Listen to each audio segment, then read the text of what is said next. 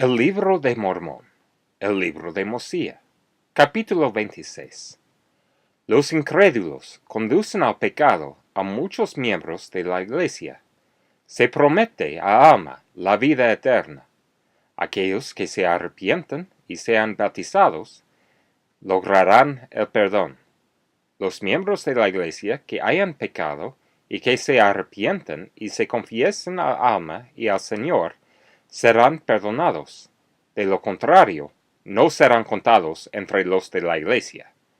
Aproximadamente 120 a 100 a.C. Y aconteció que había muchos de los de la nueva generación que no pudieron entender las palabras del rey Benjamín, pues eran niños pequeños, en la ocasión en que él habló a su pueblo, y no creían en la tradición de sus padres. No creían lo que se había dicho tocante a la resurrección de los muertos, ni tampoco creían lo concerniente a la venida de Cristo. Así que, por motivo de su incredulidad, no podían entender la palabra de Dios, y se endurecieron sus corazones. Y no quisieron bautizarse, ni tampoco unirse a la iglesia, y constituyeron un pueblo separado en cuanto a su fe, y así quedaron desde entonces, en su estado carnal y inicuo, porque no querían invocar al Señor su Dios. Ahora bien, durante el reinado de Mosiah, sus números no eran ni la mitad de los del pueblo de Dios, mas por causa de las disensiones entre los hermanos, se hicieron más numerosos.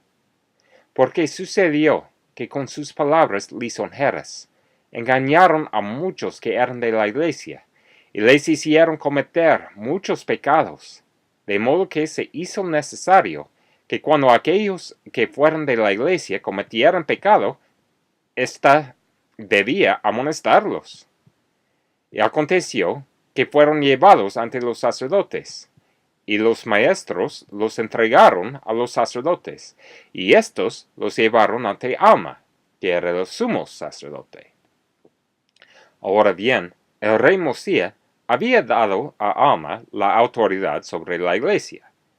Y aconteció que Alma no sabía nada de ellos, pero había muchos testigos en contra de ellos. Sí, la gente se presentaba y testificaba de su iniquidad en abundancia. Tal cosa no había sucedido en la iglesia previamente. Por tanto, Alma se turbó en su espíritu e hizo que fueran llevados ante el rey. Y le dijo al rey, «He aquí el gran número que hemos traído ante ti, a quienes sus hermanos acusan. Sí, y han sido sorprendidos en diversas iniquidades, y no se arrepienten de sus maldades. Por tanto, los hemos traído ante ti, para que tú los juzgues según sus delitos». Mas el rey Mosiah dijo a Alma, «He aquí, yo no los juzgo, por tanto, los entrego en tus manos para ser juzgados». Y el espíritu de Alma nuevamente se turbó, y fue y preguntó al Señor qué debía hacer en cuanto a ese asunto, porque temía hacer lo malo a la vista de Dios. Y sucedió que después que hubo derramado su alma entera a Dios, la voz del Señor vino a él, diciendo, «Bendito eres tú, Alma, y benditos son aquellos que fueron bautizados en las aguas de Mormón.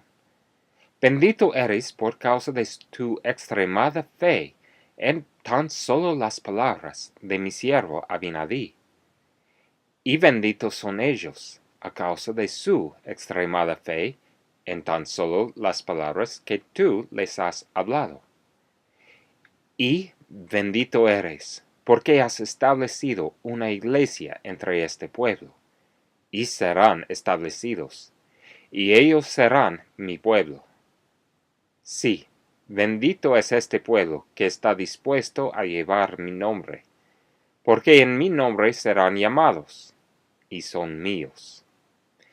Y porque me has consultado concerniente al transgresor, bendito eres.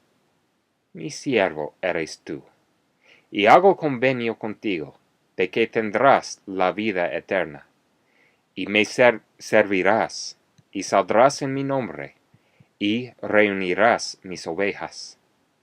Y el que quiera oír mi voz será mi oveja, y lo recibirás en la iglesia, y yo también lo recibiré. Porque he aquí, esta es mi iglesia. Quien quiera que sea bautizado, será bautizado para arrepentimiento.